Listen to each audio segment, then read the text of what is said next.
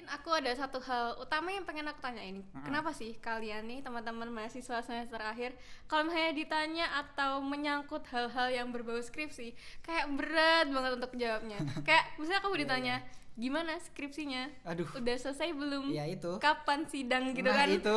Nah, itu kenapa sih teman-teman semester akhir tuh selalu ngerasa kalau misalkan skripsi itu sesuatu yang berat gitu buat mereka? Ya itu.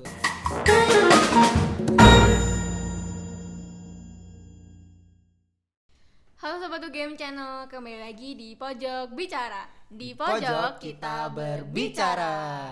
Oke, halo Sobat UGM Channel, kembali lagi sama aku Chelvi dan salah satu teman kita yang udah sering banget nih muncul di YouTube-nya UGM Channel 18 Fakultas ya. Sama Siapa satu nih? sekolah vokasi. Oh iya, satu kelas vokasi. Sama siapa nih? Opu. Opu. Host kesayangan kalian di Ada Apa Dengan Fakultas. Teman-teman jangan bosan ya kalau misalnya di kontennya UGM Channel ini sering banget muncul Mas Opu nih. Iya. Oke, mungkin aku mau ada satu pertanyaan dulu nih, disclaimer. Kamu nih sebenarnya mahasiswa angkatan berapa dan dari jurusan mana sih? Oke, mungkin teman-teman yang udah nonton AADF mungkin udah pada tahu ya kalau misalnya aku ini dari Fakultas Pertanian angkatan 2019, prodinya itu Penyuluhan dan Komunikasi Pertanian, Cel. Oke, berarti kamu ini angkatan 2019, berarti sekarang udah masuk ke semester 8. Waduh, kayaknya berat banget ya ngomong semester 8 Iya, tuh. berat banget. Oke, teman-teman disclaimer, jadi Opu ini mahasiswa angkatan 2019 dan sekarang udah menginjak semester 8 dan aku adalah mahasiswa angkatan 2020 yang baru menginjak semester 6. Oke, Opu, sebenarnya aku spesial hari ini pengen ngajakin kamu ngobrol satu hal yang bisa dibilang kalau kata orang itu sensitif ya. Waduh. Terutama untuk mahasiswa semester akhir nih, teman-teman semester yang semester akhir kalau bisa jangan tersinggung ya. Mungkin aku mau ngomongin soal the word of skripsi. S-word ya? S-word nih. S-word. Iya, skripsi. Itu adalah topik yang menurutku sangat menyeramkan ya, Cel. Waduh, menyeramkan. Aku juga nggak tahu kenapa aku berada di sini untuk mau ngobrolin soal skripsi ini sama Chelvi. Karena mungkin aku mahasiswa tingkat akhir ya. Oke, Chelvi, kamu mau nanya apa nih terkait skripsi? Mungkin aku ada satu hal utama yang pengen aku tanyain. Kenapa sih kalian nih teman-teman mahasiswa semester akhir kalau misalnya ditanya atau menyangkut hal-hal yang berbau skripsi kayak berat banget untuk jawabnya. Kayak misalnya aku ditanya, gimana skripsinya? Aduh. Udah selesai belum? Ya itu. Kapan sidang gitu kan?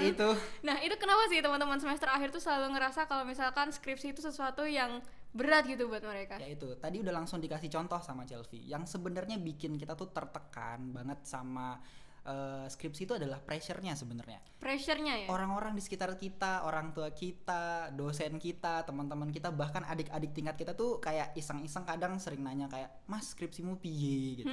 "Wisuda kapan? Skripsimu wis tekan di?" gitu kan. Kayak itu tuh di mana-mana tuh ada pertanyaan-pertanyaan kayak gitu dan itu kayak membuat kita, aduh, iya bentar, aku lagi ngerjain ini segala macam dan banyak hal lainnya tuh jadi kayak ya itu sih pressure-nya dari orang-orang sekitar kita itu yang nanya wisudanya kapan, terus kayak apa skripsinya gimana. Padahal kehidupan kita kan ada kegiatan-kegiatan lain juga kan, nggak cuma ngerjain skripsi kan ada kegiatan-kegiatan yang juga kita lakukan untuk mengembangkan diri. Kalau misalnya aku sendiri kan juga ada kebetulan ada part time di APH dan ada kerjaan-kerjaan lain juga. Jadi nggak selalu ngerjain skripsi gitu. Hidupku tuh bukan cuma tentang skripsi aja gitu. Waduh. Dan sibuk itu ya sih ternyata. Dan itu sih yang buat gimana ya orang-orang tuh pada nanyain, kalian paham gak sih rasanya ditanyain di mana-mana skripsinya kapan selesai gitu. Itu sih yang bikin topik skripsi itu agak menakutkan gitu di mahasiswa-mahasiswa tingkat akhir ya. Itu versiku ya, mungkin yang lain juga ada versinya masing-masing gitu. Oke, mungkin aku mau nanya sih, sebenarnya kan skripsi itu kan sesuatu hal yang udah kita tahu ketika kita masuk ke dunia perkuliahan gitu kan. Mungkin semester 1 tuh kita ngerasa masih jauh gitu dari skripsi. Masih jauh banget. Tapi ketika menginjak tahun kedua nih kuliah jadi ngerasa, waduh bentar lagi skripsi, bentar lagi sempro gitu kan. Nah, aku pengen tahu nih, apa sih yang ngebedain karena kalau misalnya dari aku sendiri ngelihat kalau skripsi itu adalah sesuatu hal yang sebenarnya kita sering banget nih kerjain di kuliah kan, kayak kita bikin paper tulisan gitu kan. Nah, apa sih yang ngebedain skripsi ini sama tugas kuliah sebelumnya itu? Karena mungkin kalau misalnya dari pribadiku sendiri ya, ketika aku kan kebetulan dari klaster agro, yang mana klaster agro tuh udah terkenal laprak terus. Sebenarnya skripsi sama laprak tuh nggak beda jauh. Kita sama-sama nyari jurnal, kita sama-sama melakukan penelitian segala macam. Cuman yang skripsi ini itu benar-benar kita membuat sendiri gitu, tanpa panduan apa-apa. Kalau misalnya kalau misalnya praktikum itu kan sudah ada ininya kan, Cel, kayak misalnya pertemuan pertama, materi dan segala macam. Tapi skripsi itu kita benar-benar dari awal kita nyusun ide pokoknya sendiri, kita risetnya kita rencanakan sendiri, topiknya sendiri dan segala macamnya tuh benar-benar dari diri kita mau ngangkat apa gitu. Beda banget sama yang laprak dan tugas-tugas yang sudah jelas mereka tuh nyuruh misalnya nyari terkait dengan materi ini dan segala macam gitu. Itu sih yang membuatku kadang kita tuh clueless gitu kalau misalnya ngerjain skripsi. Kadang ada juga yang kadang tuh nyari inspirasinya tuh, nyari inspirasi lama banget. Judulnya tuh nggak ketemu. Revisi, judul aja baru revisi tuh, belum ngerjainnya gitu. Revisinya kayak gimana? Iya sih. Aku juga sering dengar pengalaman dari kakak tingkat aku yang ternyata juga ngerasain ternyata ngerjain skripsi itu nggak semudah ngerjain tugas kuliah sebelumnya gitu ya. Ini sih Bu, aku juga mau tanya, ketika kamu ngerjain skripsi itu kan kamu kalau bilang ngerjain skripsi ada sesuatu hal yang berat, yang pressure gitu kan. Sebenarnya struggle-nya apa sih? Struggle-nya kalau misalnya dari segi teknis mungkin ya. Teknis yang pertama ya tentu saja nyari sumber-sumber jurnal segala macam karena kadang itu sulit banget coy. Apalagi kalau misalnya dari fakultas tuh kadang membatasi jurnalnya minimal atau maksimal itu 2017 gitu kan segala macam 5 tahun terakhir gitulah. Nah itu yang kadang agak struggle-nya di situ gitu, nyari sumber-sumber, terus kayak nyari responden tuh kadang membutuhkan ada beberapa penelitian yang membutuhkan responden banyak gitu, sampai 30 orang atau bahkan banyak gitu. Dan itu pun ada kriteria-kriteria tertentu yang itu agak sulit dicari gitu. Itu mungkin strugglingnya ya gitu. Belum lagi nanti pas konsul ke dosen gitu kan, dosen revisi itu paling nggak enak tuh kalau misalnya lihat coretan banyak banget. Tapi kalau nggak dicoret kita nggak jadi tuh. Iya sih, di Twitter juga banyak ya yang share coretannya revisi dosen banget gitu kan tentang itu skripsi mereka. Revisi dosen itu menyakitkan. Cuman kalau nggak direvisi kita nggak selesai. Iya sih. Kita perlu revisi dosen sebenarnya. Jadi jangan malas-malas konsultasi ya teman-teman. Itu sih kuncinya. Terus apa lagi ya? Apa tadi pertanyaannya? Struggle-nya apa? Struggle-nya ini juga sih. Kadang kita tuh sulitnya adalah mengumpulkan niat. Niat. Justru hal paling utama adalah niat. Mengumpulkan niat itu yang paling utama. Karena gimana ya? Ada masa-masa di mana ketika kita ngerjain skripsi itu kita udah bener-bener burn out, motivasi kita udah menurun walaupun tekanan di mana-mana gitu kan. Satu-satunya yang bener-bener pertama kali yang harus dilakukan adalah mengumpulkan niat. Niat dulu, abis itu ngerjain gitu.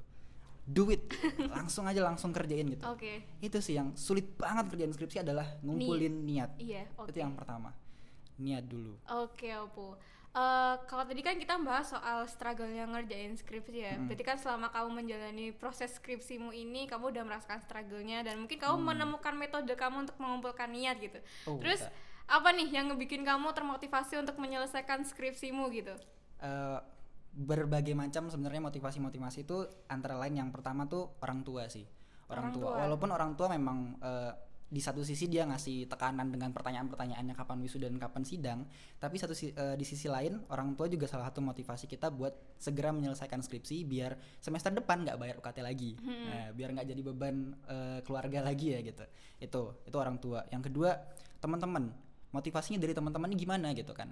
Karena kalau misalnya kita tuh ngelihat teman-teman kadang banyak yang udah sidang duluan, banyak yang semhas duluan, kita kan jadi agak FOMO ya. Tapi FOMO dalam artian yang baik dong. Motivasi kita ya terpacu juga gitu terpacu melihat teman-teman kita yang udah semhas, sudah sempro, udah sidang skripsi. Ayo dong kita kapan gitu kan. Kayak gitu. Itu salah satu caranya untuk dapat motivasi gitu. Tapi selain itu ada juga Cel, kalau misalnya tips and trikku dapetin niat atau motivasi gitu ngumpulinnya adalah dengan cara nyari suasana baru karena aku sekarang menyadari kalau misalnya aku tuh nggak bisa produktif kalau misalnya cuma di kos doang. Jadi harus keluar nyari tempat-tempat buat ngerjain skripsi, bisa di kafe, bisa di perpusat.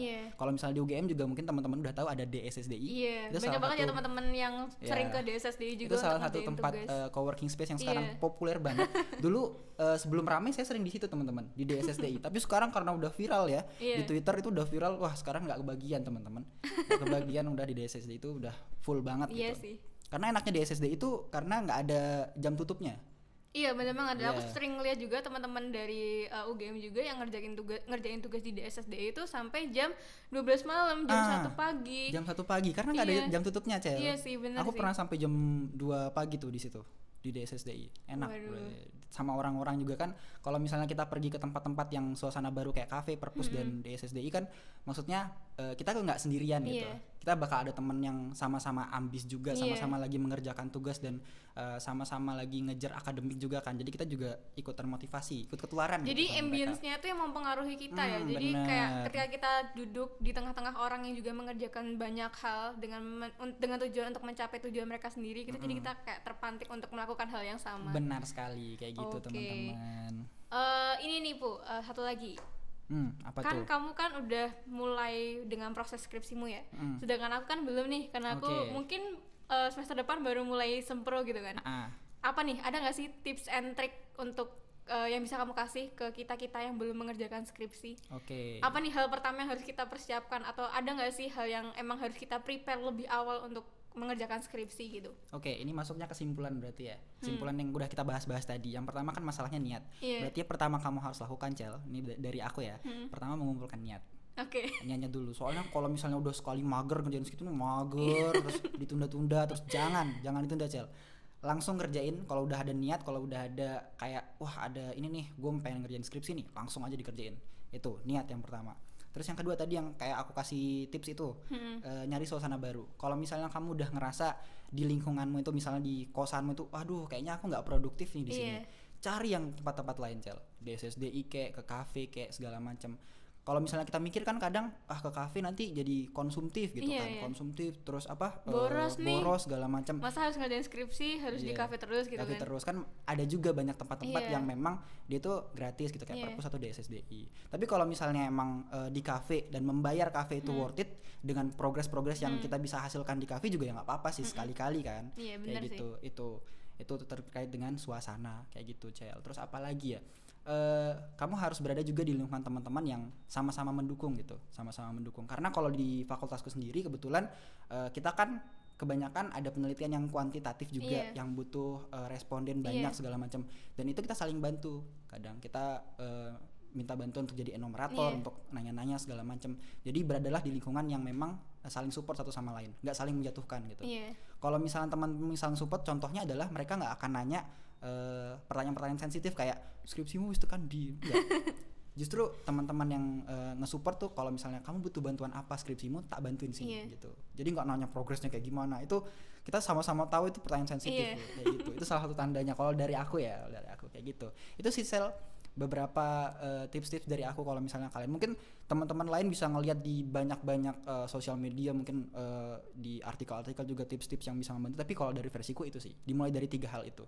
Tadi kita udah dengerin ya guys, gimana sih tips and triknya dari Mas Opu ini untuk sebelum mengerjakan skripsi itu sendiri. Thank you banget Opu udah mau sharing-sharing soal skripsinya. Aku tahu ini hal yang sensitif untuk kamu, tapi thank you banget, aku appreciate kamu sudah membagikan suatu pencerahan gitu ya untuk teman-teman kita yang belum mulai mengerjakan skripsi. Semoga aku juga tercerahkan untuk segera mengerjakan skripsiku ya teman-teman. Mohon doanya. Semoga skripsi kamu cepat selesai, cepat sidang juga tahun ini gitu kan.